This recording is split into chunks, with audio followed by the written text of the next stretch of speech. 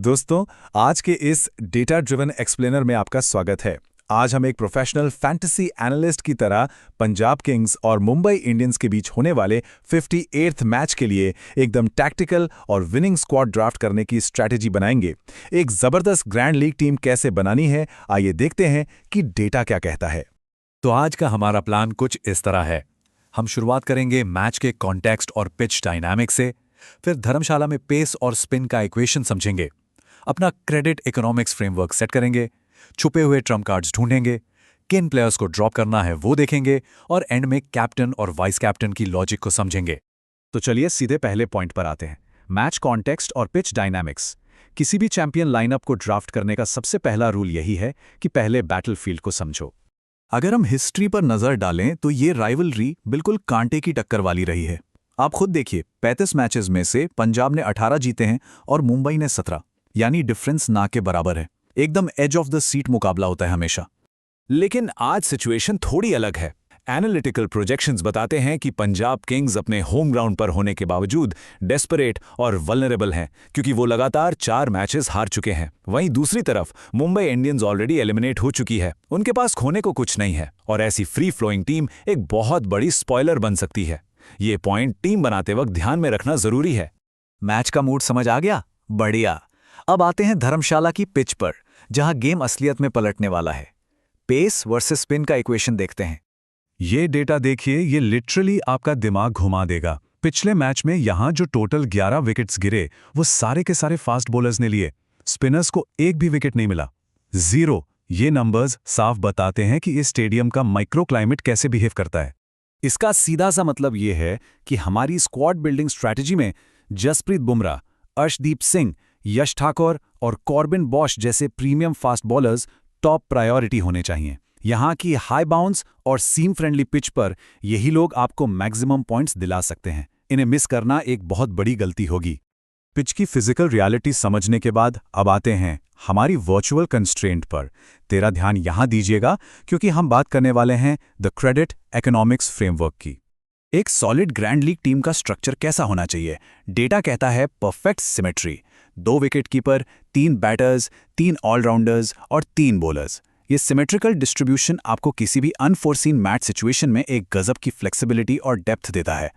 खासकर जो लोग इस गेम में नए हैं, उनके लिए ये सिंपल 3 स्टेप इकोनॉमिक प्रोसीजर एक रियल गेम चेंजर है। स्टेप 1, अपने 9 क्रेडिट वाले हाई इंपैक्ट सुपरस्टार से टीम को एंकर कीजिए। स्टेप 2, 8.0 से 8.5 क्रेडिट वाले कंसिस्टेंटली परफॉर्म करने वाले मिड ऑर्डर प्लेयर से स्टेबिलिटी लाइए। और स्टेप 3, बजट बैलेंस करने के लिए 7.5 क्रेडिट वाले हाई रिस्क रोटेशंस ऐड कीजिए। और बस इस चौथे हिस्से पर ही हम हिडन ट्रम्प कार्ड्स को ढूंढेंगे। ग्रैंड लीग्स कभी भी सिर्फ महंगे स्टार से नहीं जीती जाती। असली जादू इस नंबर में है, 7.5 क्रेडिट्स।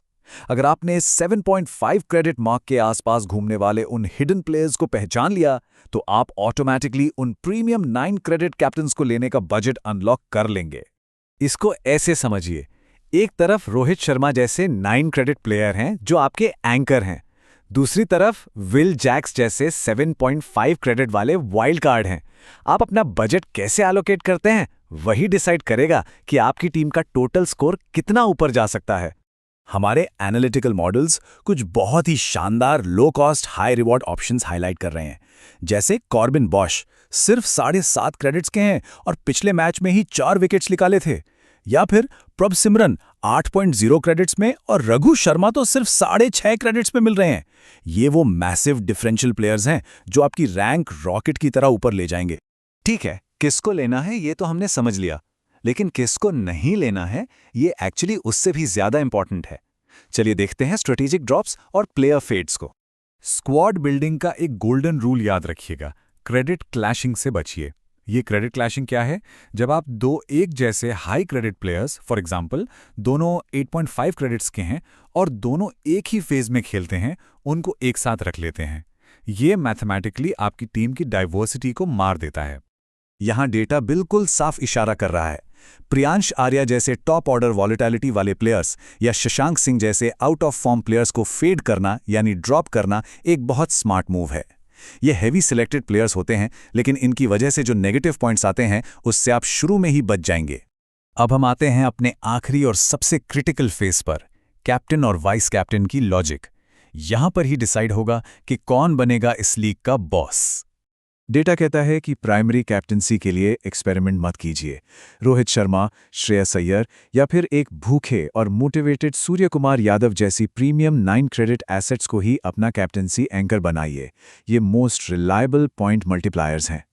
लेकिन ग्रैंड लीग की उस मैसिव भीड़ से अलग कैसे दिखें?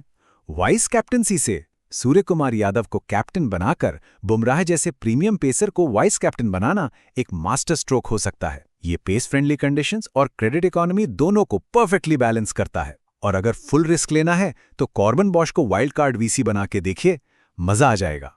तो दोस्तों, जैसे जैसे ड्राफ्ट विंडो क्लोज होने का टाइम आ रहा है, एक बड़ा सवाल अब भी बना हुआ है। क्या आज कोई 7.5 क्रेडिट वाला छुपा हुआ जेम उन महंगे 9 क्रेडिट सुपरस्टार्स को पीछे छोड़ देगा? क्या आप अपनी स्ट्रैटेजी में इन बजट ट्रम्प कार्ड्स पर रिस्क लेंगे या सेफ खेलेंगे? आई होप इस डेटा ड्रिवन फ्रेमवर्क से आपको एक विनिंग टीम बनाने में जरूर मदद मिलेगी।